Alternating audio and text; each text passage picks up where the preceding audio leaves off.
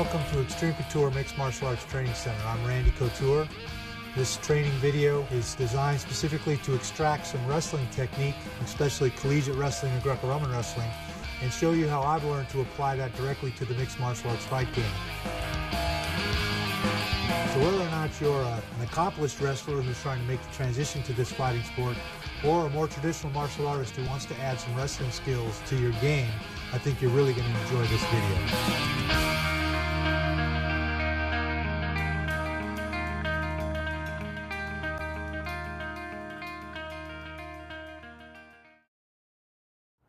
Range and transition are very important in the sport of mixed martial arts. You need to know if you're in long range and if you're in danger, you move into that range of exchanges, and then how do you transition from that range of exchanges to my favorite range, which is the clinch range. A real common tactic that we use is to parrying jab and move through the range of exchanges where a guy can hit you and you can hit a guy to get into clinch range where you can smother a guy and impose your will on him.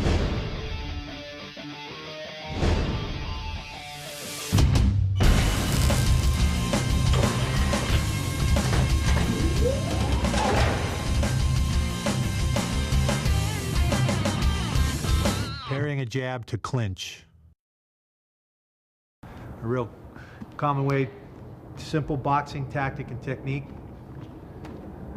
is just to be in long range as you move into range of exchanges and the jab comes. I'm just going to parry the jab. You know where the target is your face, and from there following that jab back, transitioning to clinch range.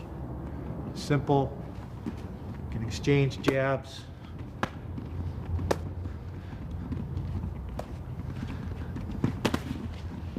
Transition to that clinch range.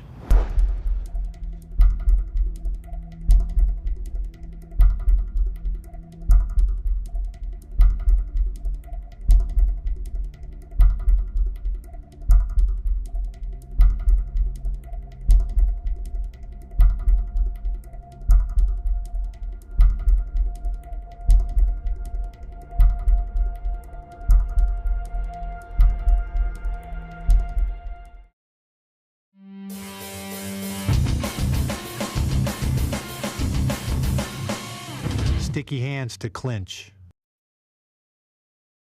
Another simple tactic is using sticky hands, which is a tie technique. Okay. Again, I'm parrying, waiting for that jab, and as that jab comes, I want to tuck my chin into my shoulder, because a lot of times what follows that jab is that overhand right, or that straight right hand. And I want to extend my lead hand to smother my opponent's hands or stick my hands to my opponent's hands, and then follow through that transition range into clinch. So as the jab comes, I'm tucking my chin, sticking my hands, and moving to clinch range.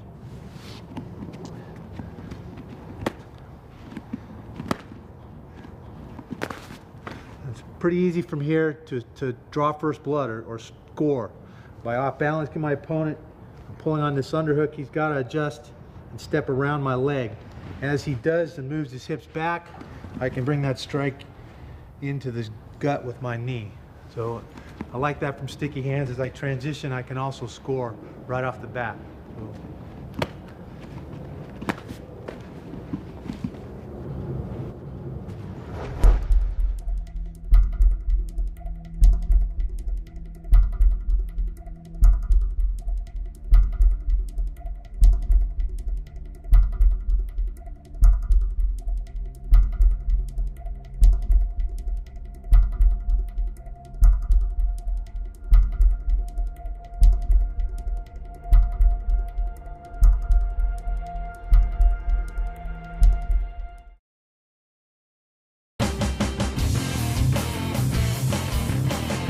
Elbow destruction to clinch.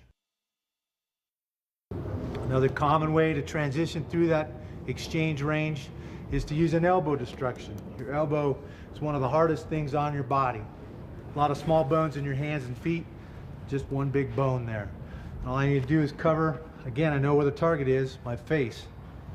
So if I cover and move through that range, I can get to clinch pretty easily.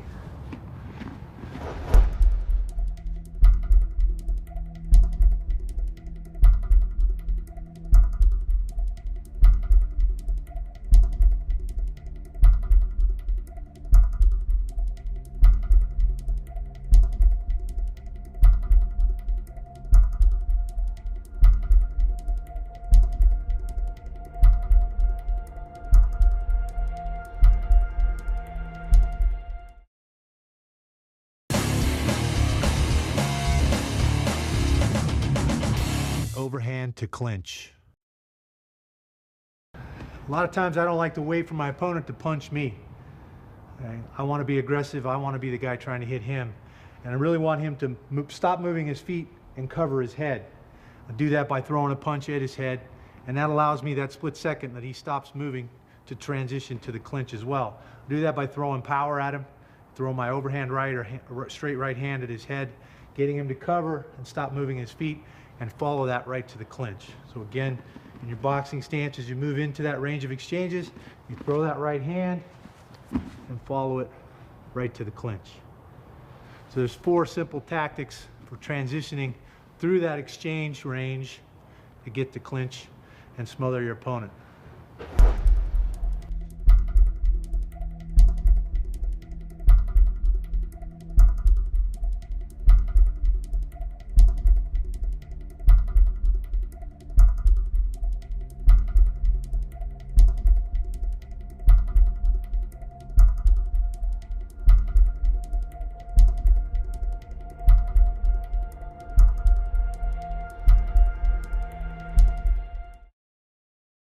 So now that we can transition through that range of exchanges and get to the clinch, let's take a look at a few options once we get to the clinch to take a guy down or score.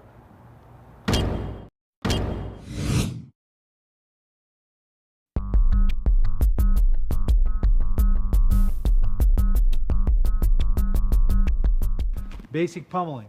This exercise looks a little like swimming on dry land, where I'm just concentrating on taking my opponent's underhook away from him.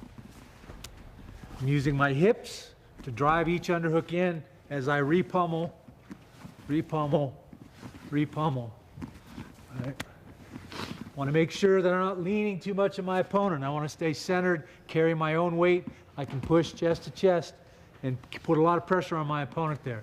Again, it's just a basic drill to develop sensitivity.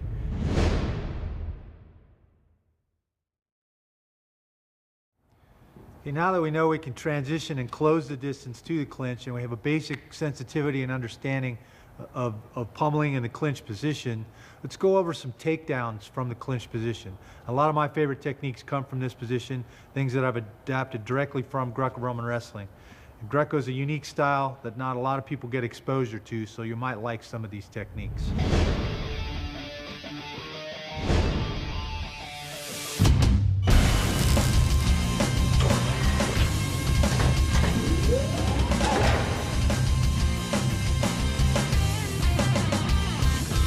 Duck under.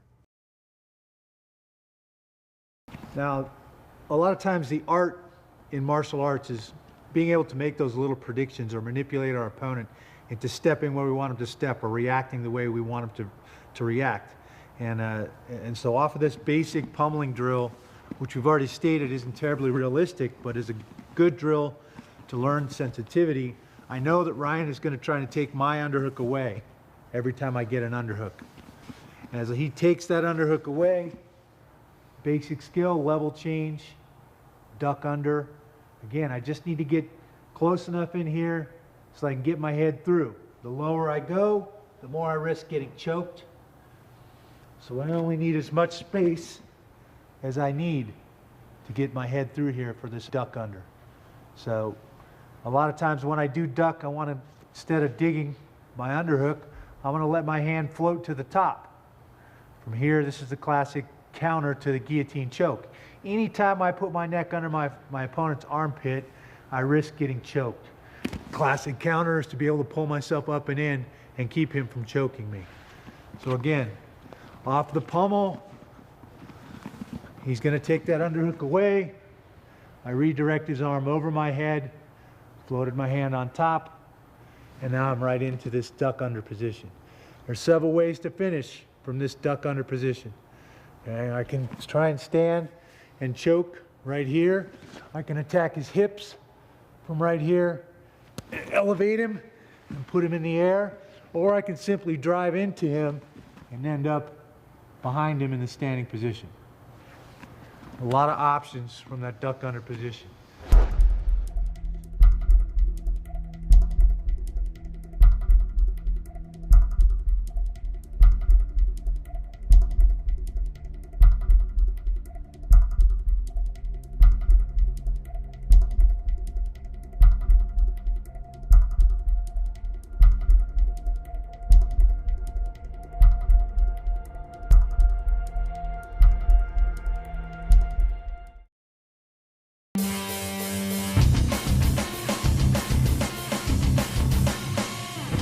slide by.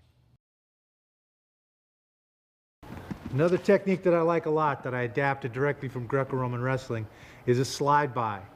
And again, anytime I can make that prediction, I know he's going to re-pummel. As he re-pummels this time, instead of going under the arm, I'm going to slide my cheek and ear past his shoulder, changing levels, trapping his arm with my neck to his body, and attacking the double leg. Now, I don't want to drive him straight back and end up in his guard or his half guard. I want to use this third appendage, my head, and drive through his body to take him down. So again, off of the pummel, slide by to the double leg. I know in this situation he's going to re-pummel. Hit that slide by.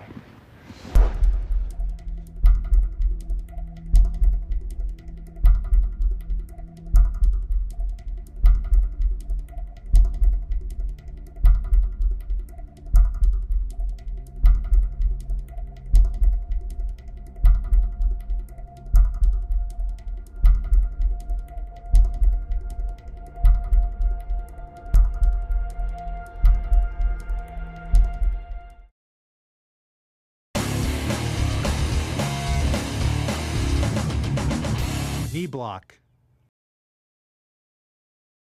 So we're working now off of this basic pummeling exercise that again isn't terribly realistic. You're not going to see two fighters pummel and swim basically for position, but it does develop that sensitivity we've already talked about in getting underhooks and taking underhooks away from my opponent when I fight into the clinch position. If I get to a more dominant position, as we talked about dominant positions where I have an underhook, a dominant with my head on the same side as my underhook, or even if I'm stuck in an over-under position and I can make my opponent step, I can change levels, block his knee, and now I'm going to use my underhook to run his upper body over his lower body. Again, if I make him step, level change, and now I'm going to run his upper body over his lower body. What I want to be careful about here is I don't want to get tangled up in his legs. As I run him over, I want to draw an imaginary line between our feet. And I want to stay on my side of the line, and he's going to stay on his side of the line. So as I run and explode through him, I stay on my side of the line. I'll slide right into cross-side position. Knee block is a low-risk technique. I know right here if I'm going to get it. If I don't get it, I'm right back up into the clinch. I haven't risked anything. I'm not getting choked. So that's a nice high percentage technique that doesn't put me in a lot of danger.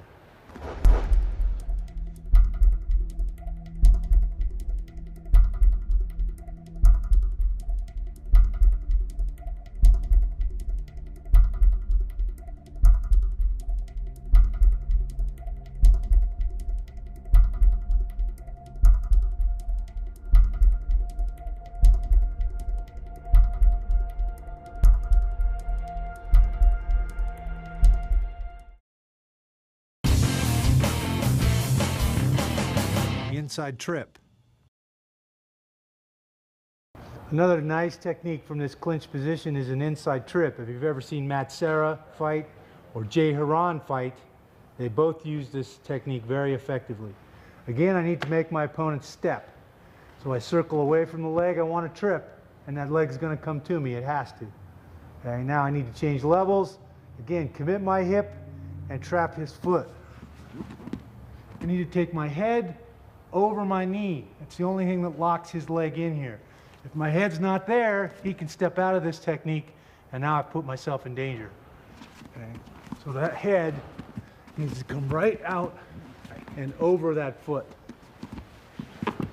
From here, I'm just sagging my body weight through my opponent and tripping him to the mat. So I circle, make him step, commit, inside trip.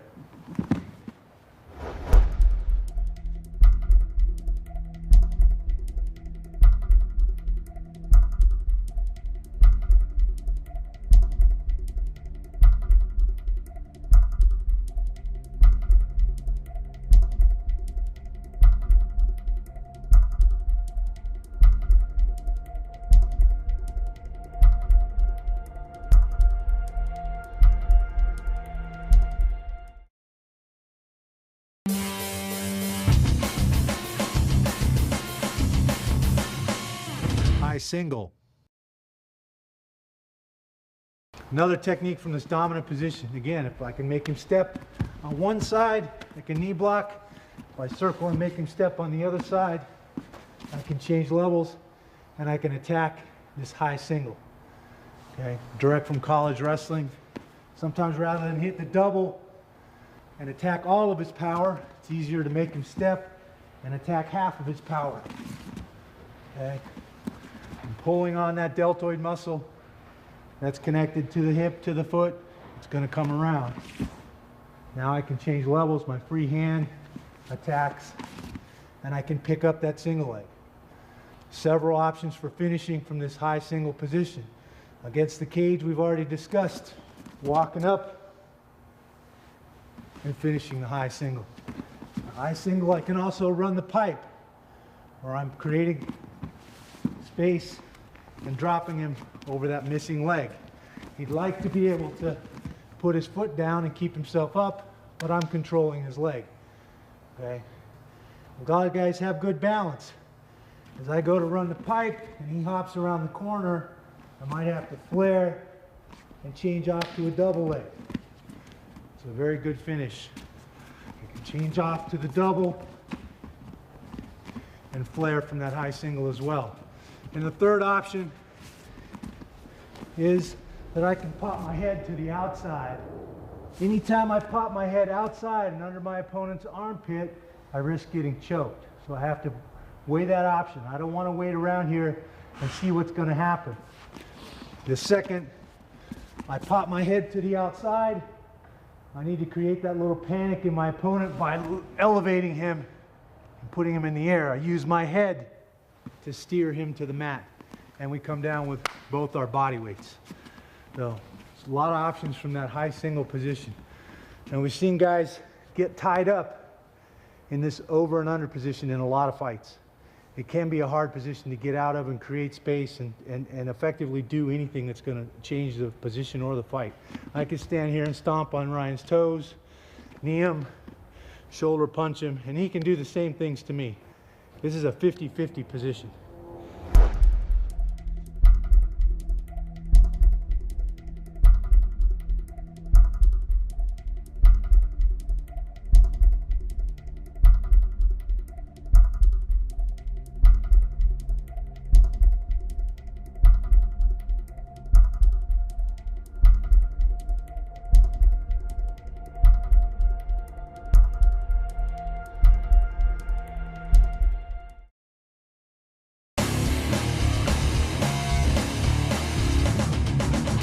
Twisting body lock. Again, this is a 50-50 position. I don't like those odds, so I don't really want to hang around here. Again, if I can make a prediction that if I push into Ryan, 90+% of the time your opponent's going to push back. He's going to give you energy back. So I want to create that little bit of energy between us. As that tension builds up, the twisting body lock is a simple technique. I'm going to lace my overhook side under his elbow and put my palm right on his lat. I've already got an underhook and can have his lat on the far side. I want to commit my hips where my power comes from, my center, deep inside. So I'm up under his hips and lifting him. Okay, now it's just dance move. I'm going to pivot on my toes and twist, pushing on the lat on my overhook, pulling on the lat on my underhook. Again, the more tension that builds up between us, if he doesn't resist and doesn't push back, it's not going to work. So you got to have a good partner. And in a fight, that's never an issue. He's going to push back, trust me. So as he pushes back, pulling, pushing, and twisting to put him on the mat. Again, I like to lace under that elbow. See how his shoulder raises into his ear? Okay. That's twisting his upper body. I have to commit my hips. If I don't step in deep and commit my hips here, I'm not going to have enough power to move his body weight. So that's very important.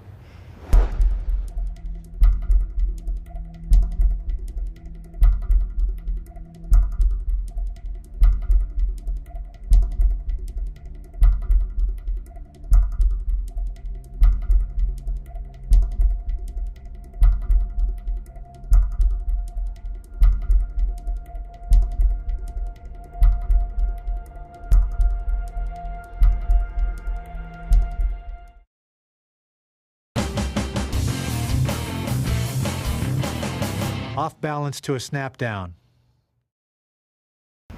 Another option, especially if I'm stuck in this 50-50 position, and he's got a little more dominant position, and he's pushing into me, is to off balance my opponent and snap him down. I'm starting by fishing my thigh inside of his thigh. I have an overhook. He feels pretty comfortable with his underhook. Okay, I'm just going to use my hip to break his balance. I'm going to bump him with my hip, keeping my foot on the floor at a 45-degree angle out. Okay. Again, if he's trying to push me to the fence or giving me some energy, I just need to meet that energy. Hold my own, hold my ground. And that tension builds up between us. As I take his base away, bump that leg out, I'm going to pound on his shoulder blades, take a half a step back and create that space for him to fall into. So again, we're pushing each other, we're stuck here. I fish my thigh inside his thigh, breaking his balance and capturing his head. Now from here we go to our submission series of dragging him to the mat.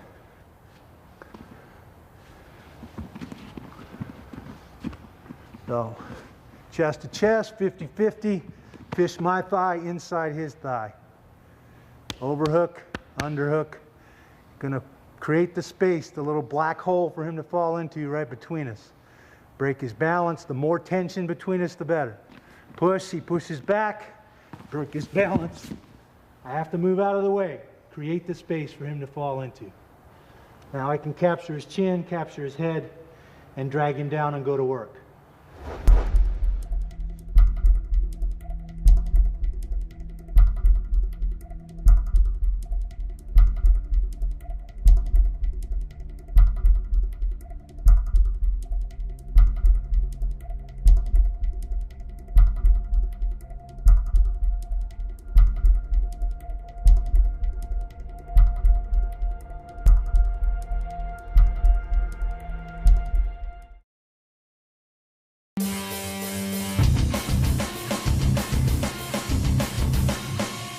Foot sweep.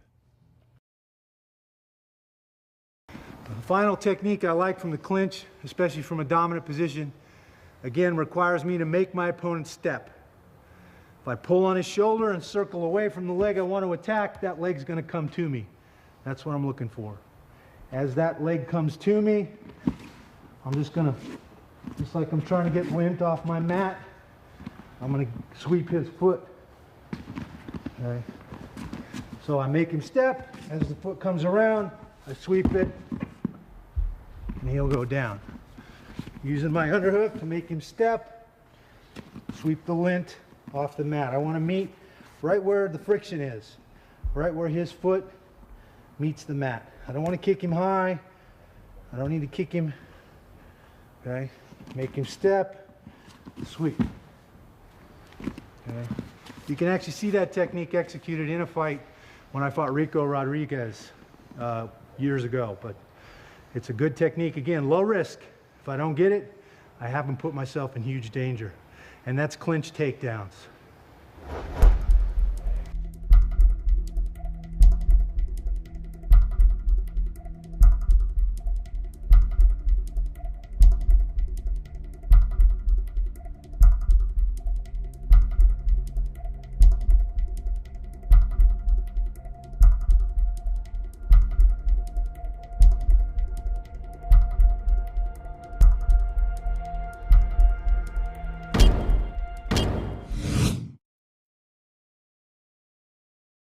I don't know if there is an ideal form or background for a complete mixed martial artist. Obviously wrestling works for me, and that's the background that I chose. And I know several other wrestlers that have made the transition and seem to pick up skills well and have the right mindset and the right physical tools to be complete fighters. But I think that any background is possible to have that same thing. I've seen plenty of strikers that have been very successful, plenty of guys that come from more traditional martial arts backgrounds and have been very successful in mixed martial arts. So I think it's more a function of the athlete, his ability to kind of keep his ego out of the way, put himself out there and learn all the tools that he needs to be a complete fighter.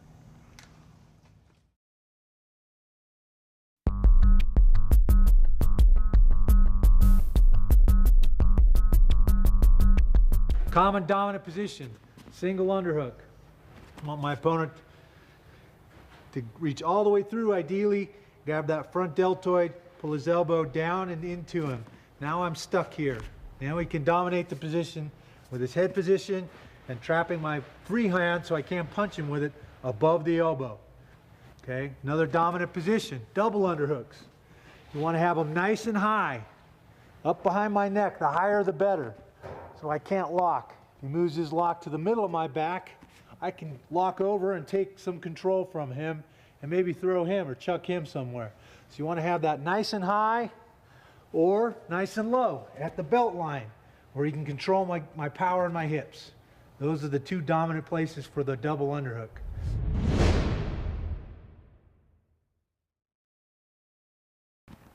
So there's some basic clinch takedowns. Now the other side of that coin is in the unattached position, being able to set up open takedowns. Now the days are gone when we as wrestlers could come into a fighting event and just take anybody down at will. Guys have cross-trained, they sprawl better, they're way better at stuffing takedowns and keeping fights in the standing position. So I realized that I had to learn the other things too. The better my hands are, the more effective my punching. Not only do I protect myself better, but I can transition and make that guy think about something else, make him worry about getting punched in the head, and then transition and wrestle him, because that's obviously where I feel the strongest and the best. So the same thing is true for a striker. If his background is in that and that's where his strength is, the better his wrestling is, the easier it's going to be for him to keep a fight standing and keep in that strength of striking realm.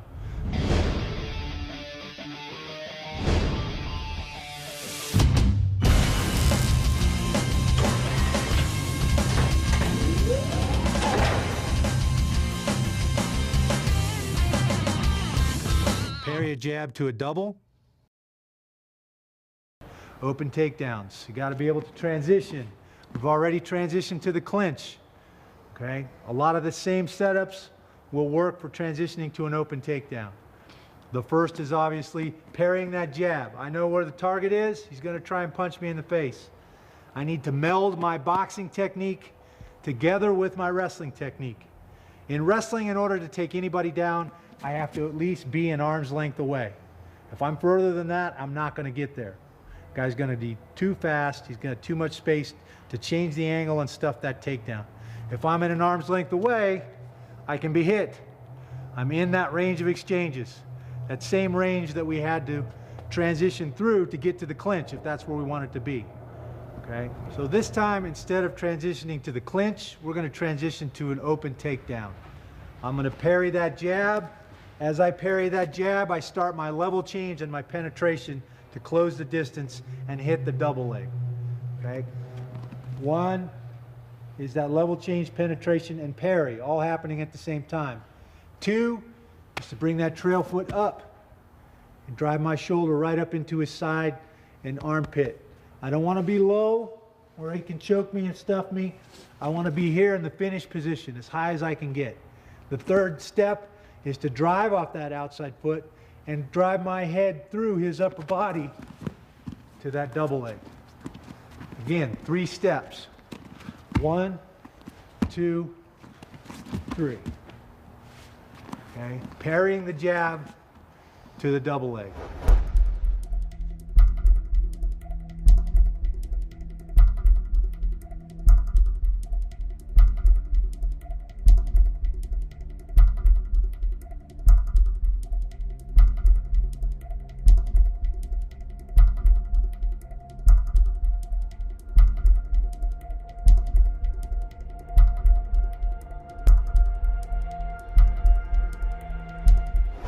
Now this 3-step combination, parrying the jab to the double leg, is in this instance, orthodox fighter versus orthodox fighter.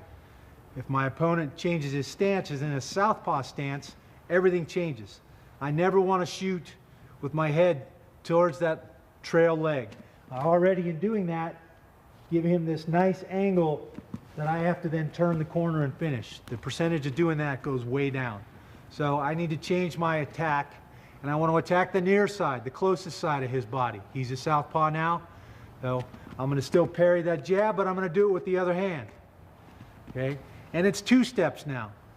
Parry the jab, level change penetration. There's one.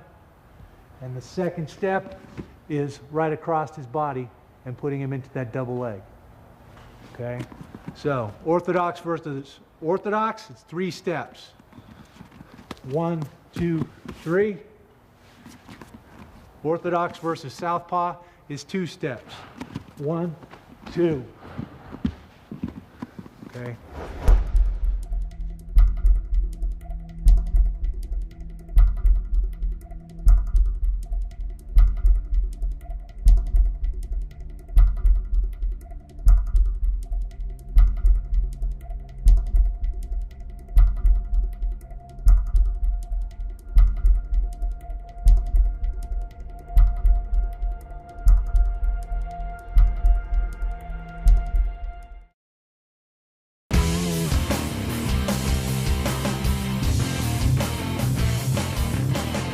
Overhand right to a double.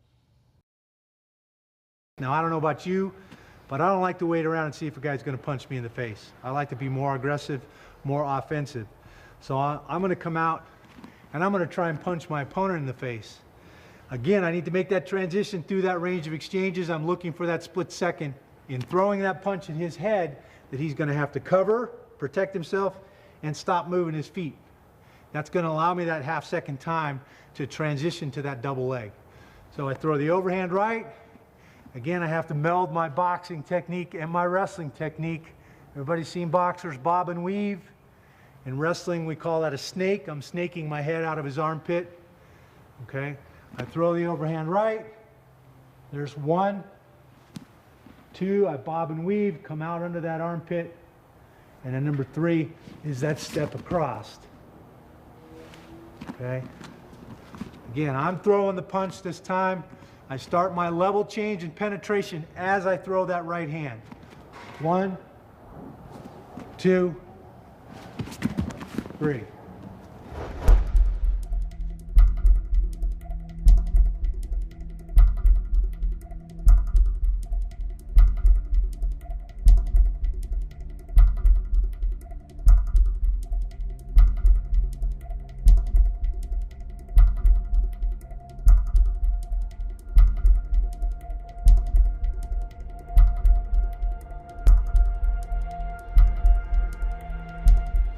Just like parrying the jab, everything changes when he switches to southpaw.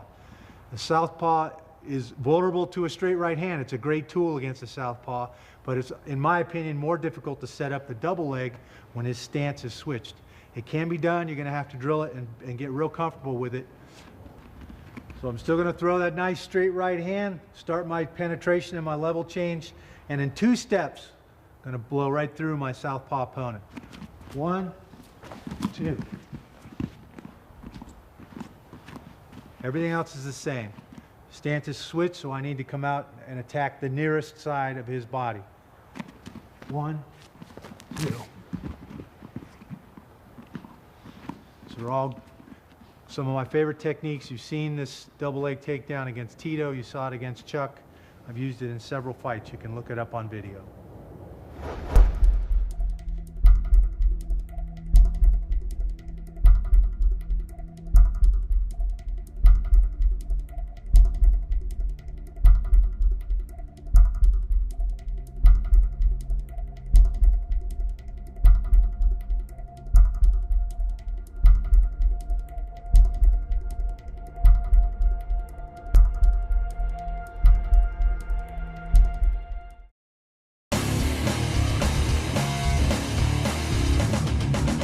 Single leg.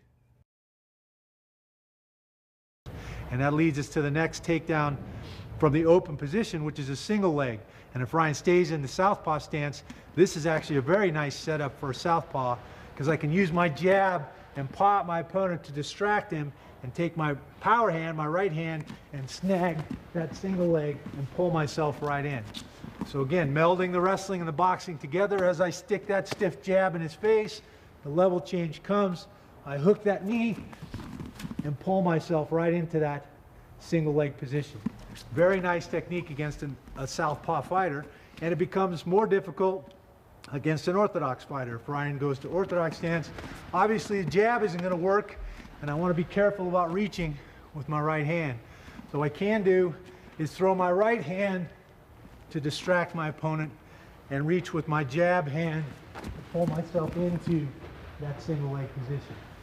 Not as effective in my opinion, but again, it still will work. You can drill it and you can make all these takedowns work from the open position.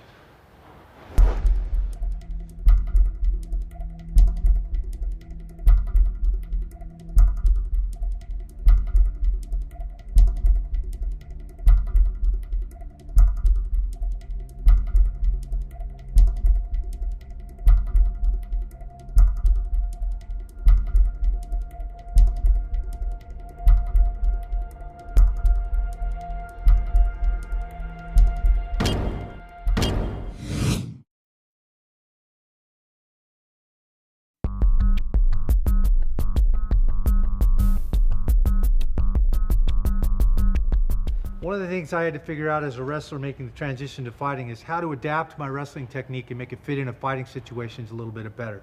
A perfect example of that is a basic skill in wrestling called level change and penetration. Obviously in level change and penetration in a wrestling match, when a guy's hunched over protecting his legs and his hips, I got to get much lower, I got to touch my knees on the mat, and I got to penetrate through that. But if he's standing upright in a fight posture, that changes. There's no reason for me now to go clear down there and touch my knees on the mat and try to come all the way back up into finished position. So I adapt my wrestling technique. I no longer touch my knees down there, and then we get this penetration where we're right up in to the finished position. Still a level change there, I'm still penetrating, but it's amended, it's shortened, and abbreviated to fit fight situations a lot better.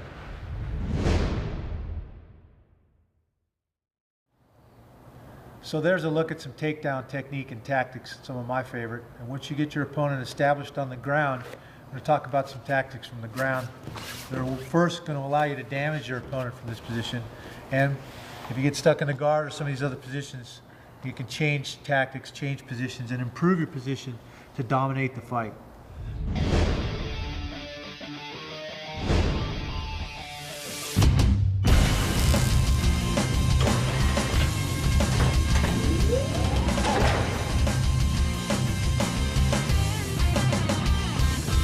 Overhand from guard.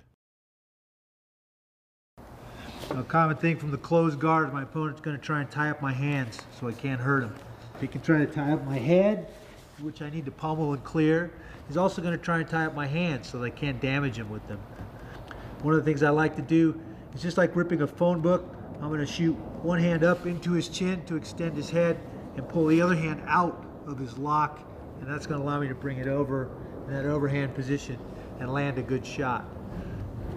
I also want to use my elbows. Again, one of the hardest parts of my body is the elbow.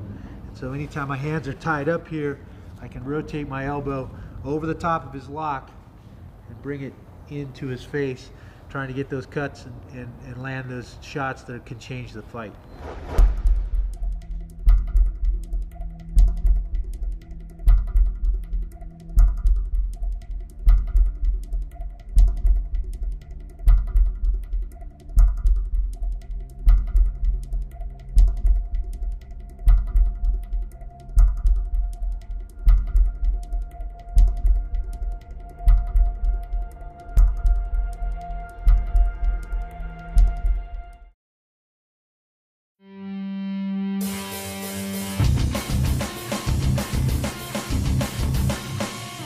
Open guard posture pass. Now, a lot of times from the closed guard, this guy's just locking himself into a beating, especially if I keep landing a lot of these shots. He's going to open his guard to try and change position. Really, from the closed guard, I only have to worry about two submissions. That's a guillotine, if I'm careless with my neck, or a kimura, if I let him get across my body. Everything else he's going to do, he has to do from the open guard. So I'm really just waiting for that guard to open. And the second that it opens, I'm going to explode and posture up with my hips. I don't need to look at his face. I know where his head is. By bringing my head down to look at him, my hips go back and it alleviates the pressure. It's not as heavy on him. I need to be heavy. I can feel my way in, pass, and settle. Now I have this great posture. I can bring down big shots and end the fight. Another common guard pass that I like, when that guard opens up, is just to stand in his guard. I post my hand on his belly button so he can't move his hips too much. And I'm going to pass to his weak side, his left side. I'm going to post on his knee, walk around, and come right into side position.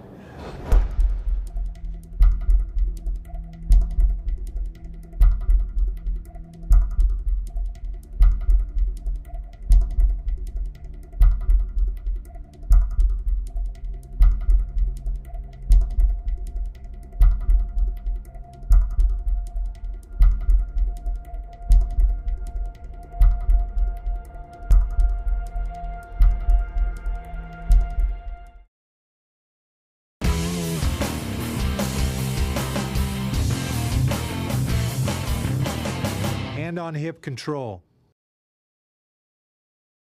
From here, rather than rest my knee on his stomach, because he's an unstable platform, I want to attach my palm to his hip and glue my elbow to my knee. Doesn't matter where he goes. I have this elevation. I'm just going to keep filling that space with my foot, and I'm going to keep hitting him with big shots. So again, anytime I have elevation over my opponent, I can hit him with much bigger shots. As he turns and tries to single leg me, I can turn, change sides, and spin around. Keep him off balance, never let him get a chance to secure that single leg position.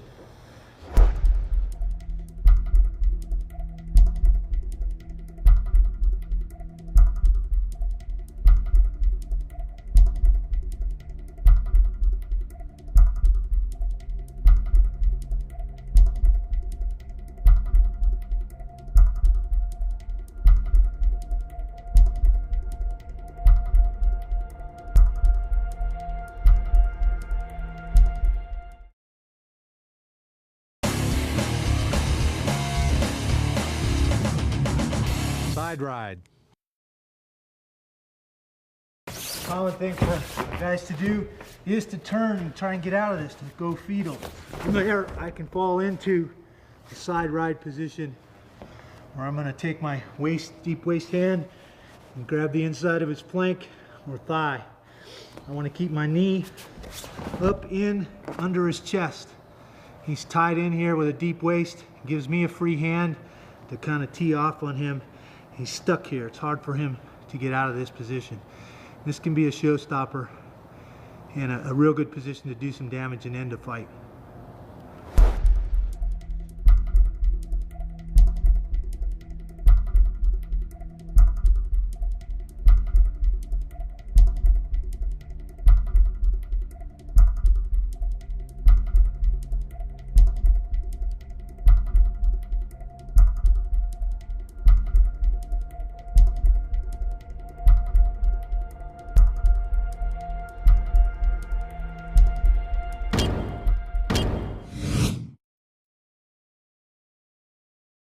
One of the quotes I use a lot, besides "you're really only as good as the guys you sweat and bleed with," is that iron sharpens iron, so one man sharpens another. It's a psalm from the Bible, and I think that's very true. If you're not in a training environment where you're getting smacked in the head, you're getting tapped out, you're getting challenged on a daily basis, then you're not getting any better. You're not improving. Your workout partners are a very, very important piece of your progression as an athlete and the character that you're building as a person as well. So I think those are key components, and finding that right place is a big piece of it. So there's a look at some ground and pound tactics and technique.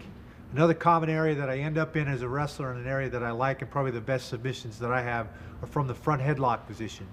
One of the common ones that we see is a gator roll, or an anaconda choke to a gator roll. And you've seen this in the Mike Van Arsdale fight, in several attempts, and finally ended up finishing the fight.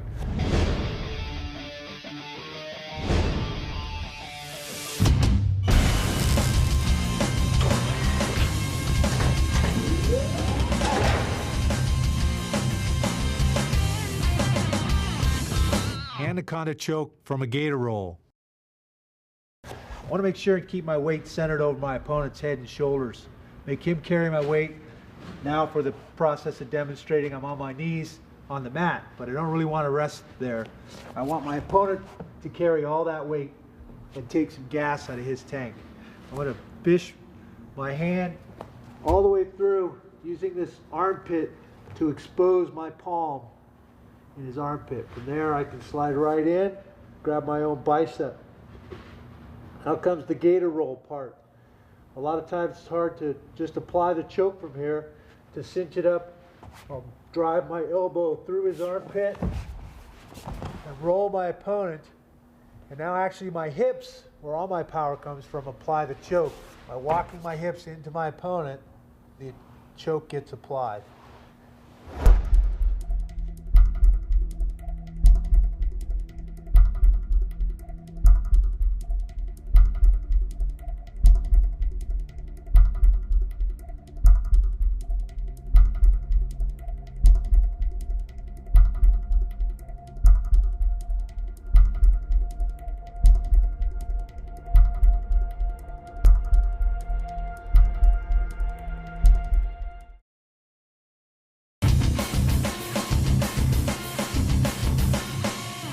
Straight front headlock choke.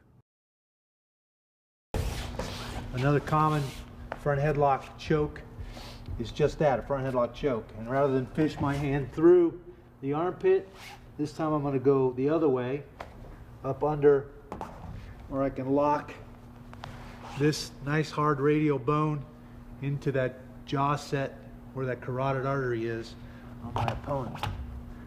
And make a blade and grab that so I can use my elbows and my hips to apply that choke.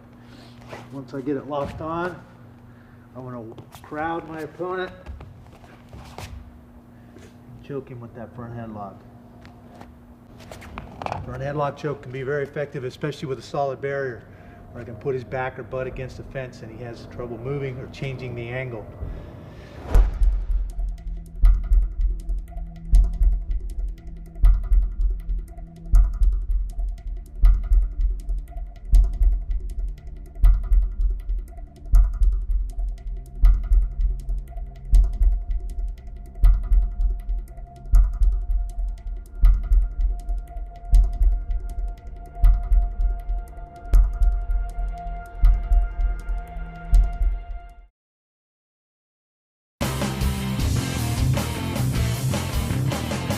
Front quarter Nelson to a Darce choke.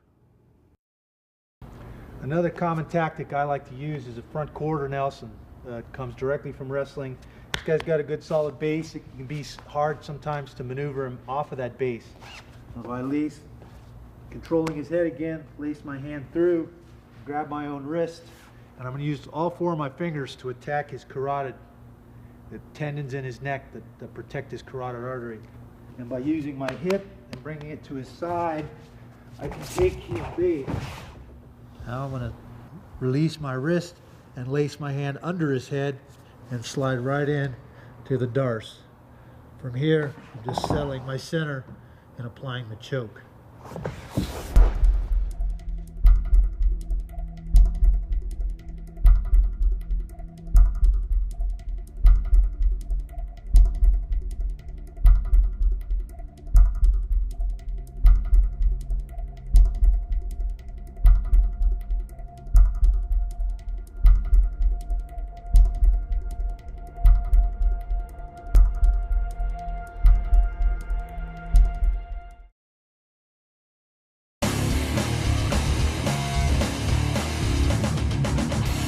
Olympic roll to a Darce choke. From this same front headlock position, I can roll into the Darce choke as well. Again, I'm going to go through the armpit to the far side of his neck. And from this front headlock position, I'm going to roll. And as we roll, I come right up on top with the Darce choke. Again, by settling the center of my gravity onto his neck, I'll get the choke. So there's 3 or 4 variations of a front headlock choke. The anaconda, the Darce, the straight front headlock choke. That are great options, especially for wrestlers that most know how to do these front headlock chokes. Great options and great submissions.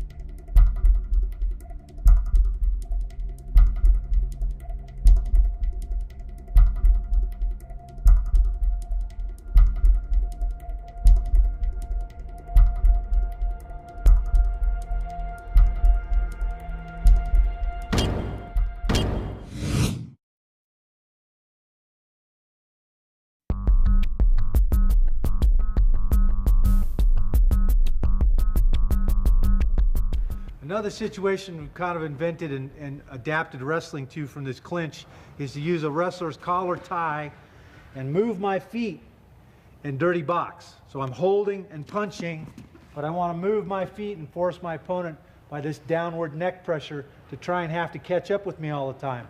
And as he tries to catch up, he's walking right into my fist.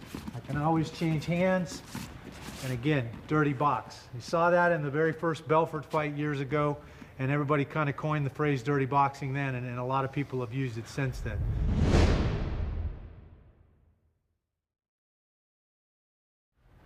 Now, through the course of this instruction, we've covered a lot of offensive technique. Let's cover a little counter technique or defensive tactics, and we'll start with my favorite position, which is, from the clinch and the underhook.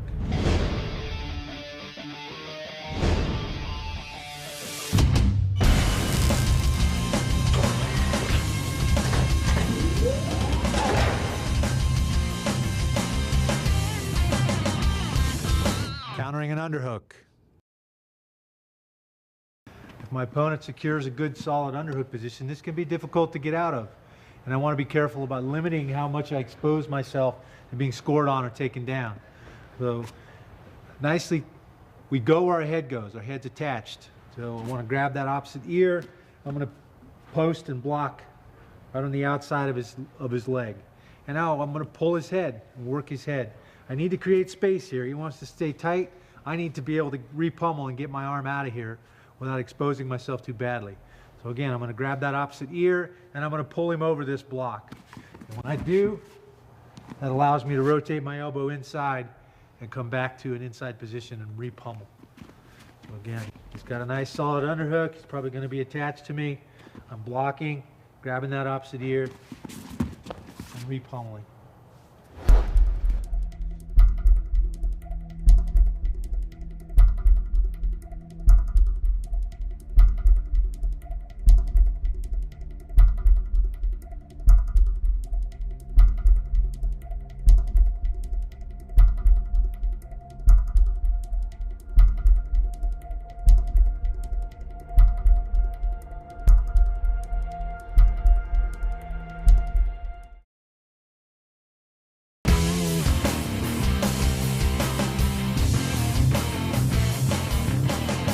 Countering double underhooks.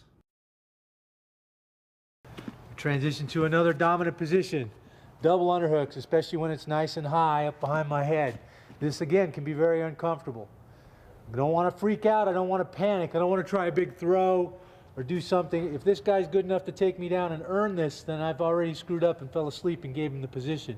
But if I settle in, lower my center, make him carry my weight, and then whichever side his head is on, I'm going to shuffle over and block again with my thigh. Move his head. Pull him over that leg, that block, to create some space between our chests so I can re-pummel. Okay, now I've changed the position and got to a better 50-50 or even better than that, dominant position.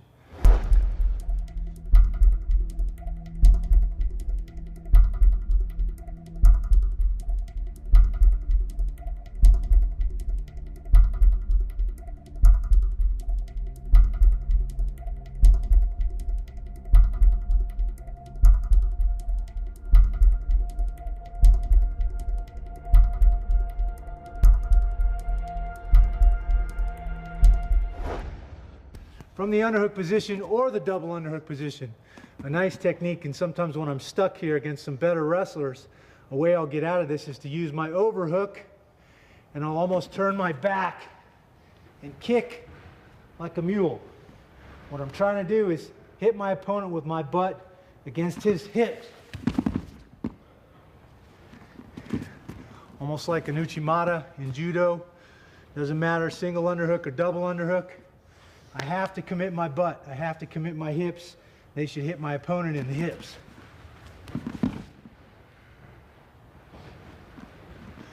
If I'm really stuck in that underhook position and I'm going down, this is sometimes a last ditch but effective way to counter this position.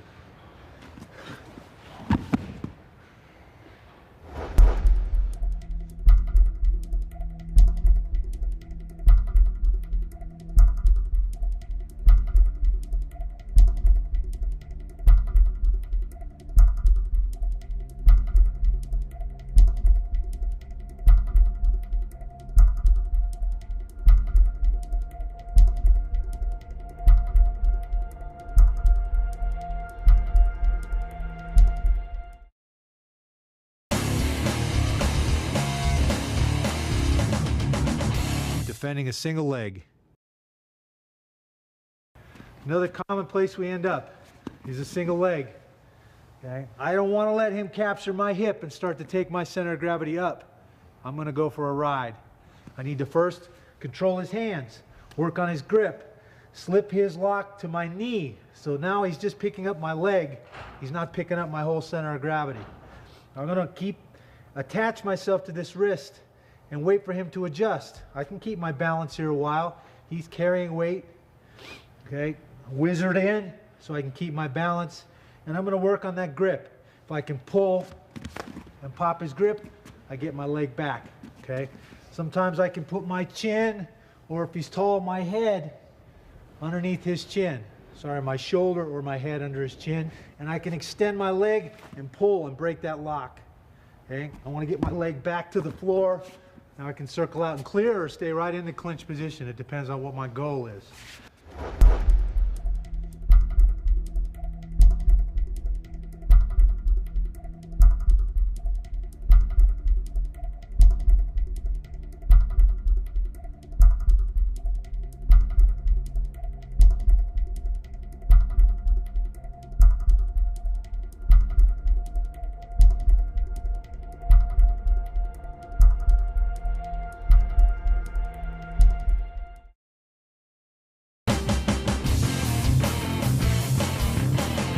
Move the head to the outside. Another nice option from this single leg position is this head position. If I let my opponent have head position, he can stay here a while. So I can reach up and move his head to the outside. Allows me to cover, potentially threaten him with a choke. And as I get to this position, now I'm almost more in a double leg. It's easy for me to sprawl and put a lot of pressure on his arms and shoulders if he tries to hang on. So popping his head to the outside is a good option.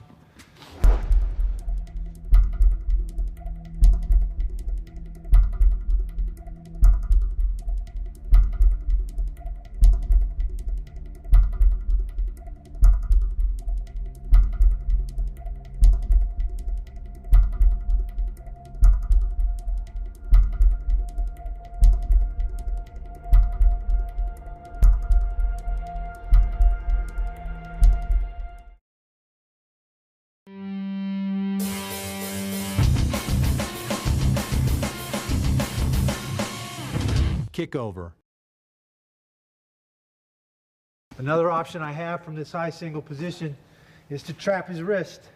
I'm not so worried about the outside arm as I want to lock him into my leg, and so I grab his wrist that's going around my leg on the inside. It's a little bit bigger commitment for this technique, but sometimes the bigger commitment pays off. Once I lock him to my leg, I'm going to step between his legs with my free leg, and I'm going to sit to my butt and kick this leg over the top. And my opponent's going to fly over my head and I'll come out on top of him.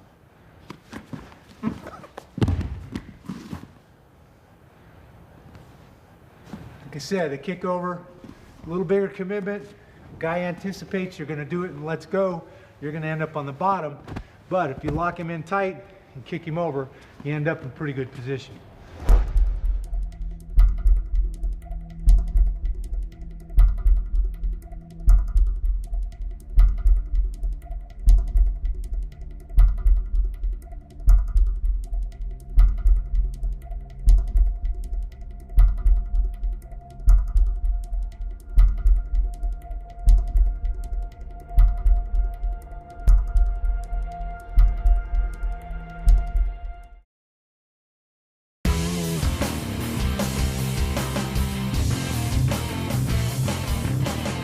Sprawl. Obviously the counter to a double leg takedown is to sprawl. If Ryan's out in front of me and he's throwing that combination, I'm protecting him. He hits that shot, I need to take that lead leg back, cover his head, make him carry my weight. What I never want to do is rest my knees on the mat. It takes a lot of pressure off my opponent. Now we can start to find daylight and find a way out from underneath me.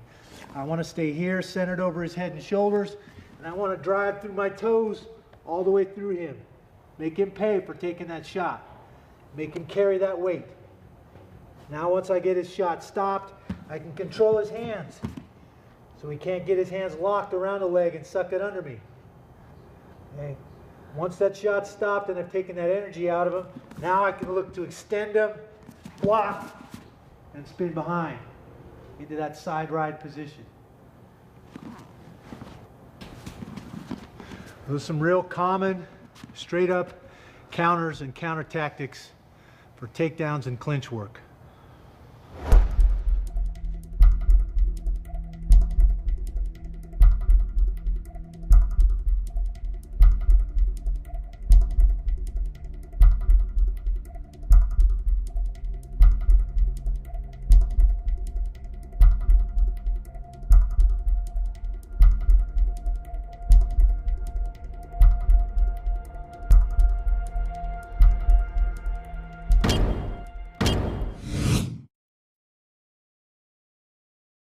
There have been several fights along the way that have fashioned my game and forced me to look at things and analyze things. And I think in a lot of cases, those were the fights that I lost.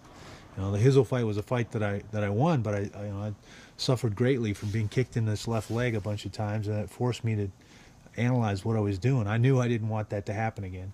I think a lot of times as athletes, when we lose, it's easier to evaluate your performance and see the mistakes you made and make adjustments and become a better athlete, and ultimately I think a better person through that process. That's sometimes harder to do when you win.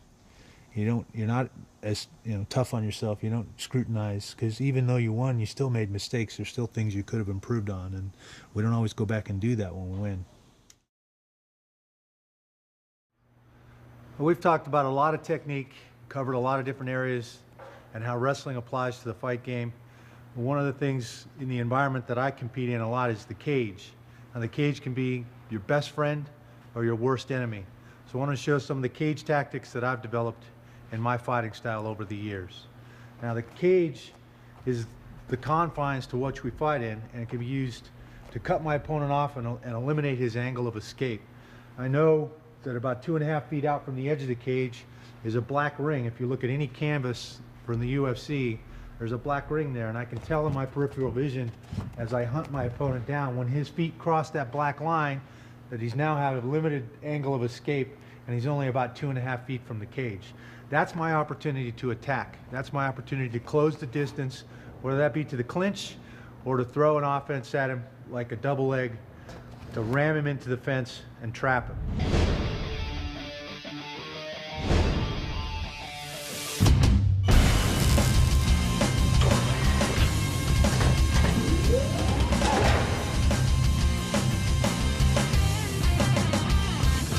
Double leg rebound off the fence.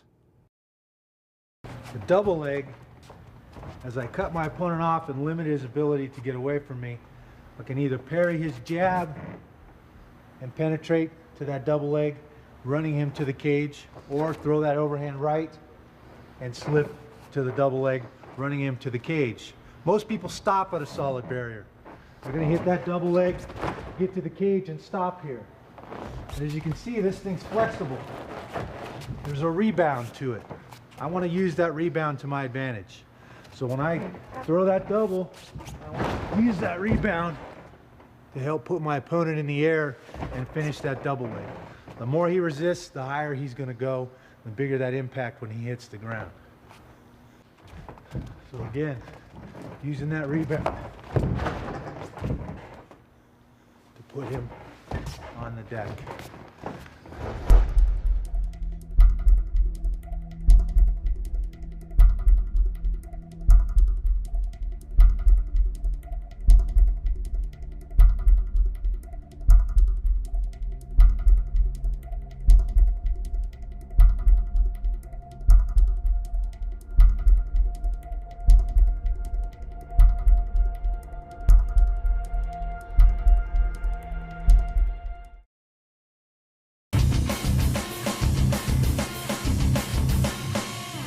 High single leg takedown.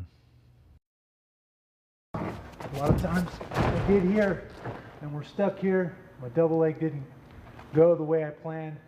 I've still got the solid barrier to trap him here. From this position, instead of hanging on the double and using all the strength I have to try and pull his legs out, I'm going to change off. And when I change off, I'm changed to a high single. And unlike wrestling, I don't want to just stand up with my opponent's legs, or leg in this case, because he's got free hands. He's going to start making me eat leather, and that generally doesn't taste good. What I want to capture is his hip. It's easy for me from here to switch my lock from the double to the single. Okay, I've got him trapped on one side with my head, on the other side with my hand, and now I'm just going to slide right up until I can feel his cup. I'm going to walk his hips up. Now I just need to create a hole for him to fall into. I use my head to steer him to the mat. Okay, that's a high single using the fence and that solid barrier to help me. Okay. This barrier can also be good for clinch control.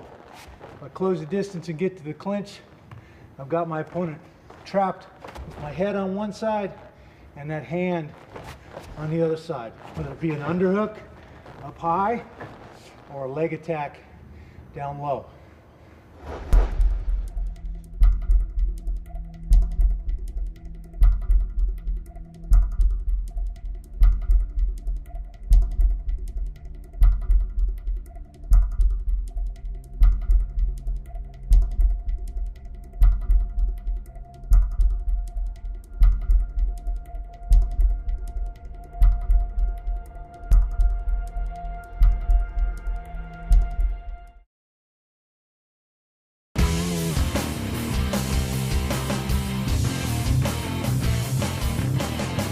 Inside trip.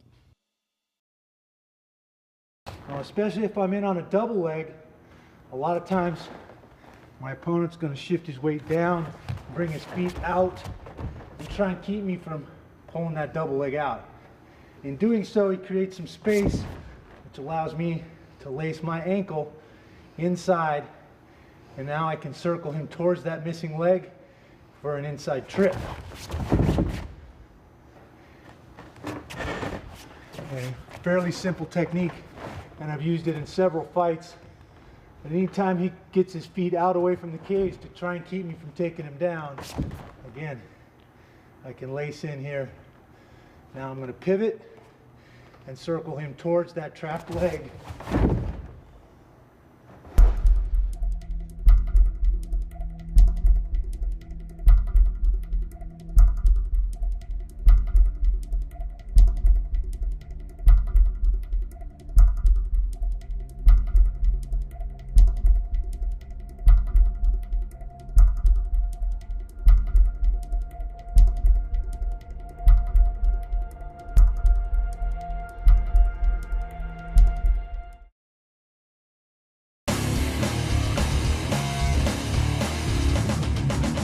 Ground and pound top position. Once we hit the ground here, especially against the cage, becomes an elevation game. The guy who gets the most elevation is going to have the biggest advantage. Okay? The cage can be a huge hindrance or it can be a huge help depending on your perspective and the position that you're stuck in. As I get on the ground here, I want to keep my head clear, I want to keep my hips in, I want to stay postured up. The more I'm postured, the bigger the shots and the more controlling I can be. I can use this fence to my advantage. Whichever side my opponent tries to go to escape, I want to raise that opposite leg, and I want to crowd him with my hips towards his head. And the more stacked and elevated I get, the easier it is for me to trap him here. He changes his head to the other side. I'm going to change sides. Again, crowding with my hips, posturing up, and trapping him again.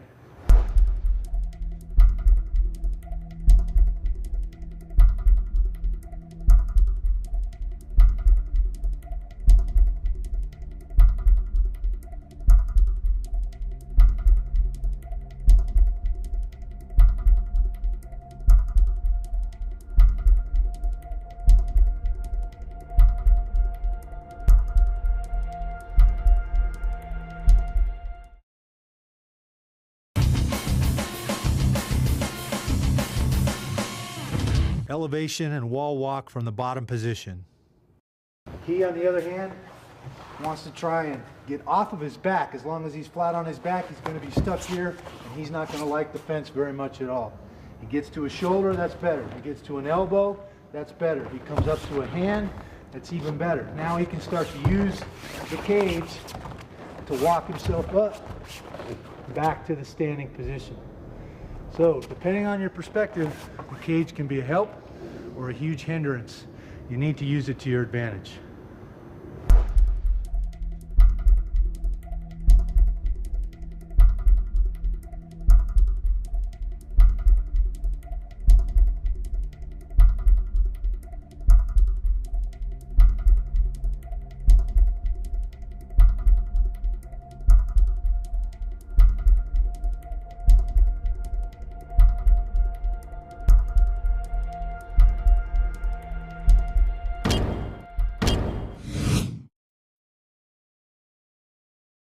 I think wrestling is a very big piece of the MMA puzzle.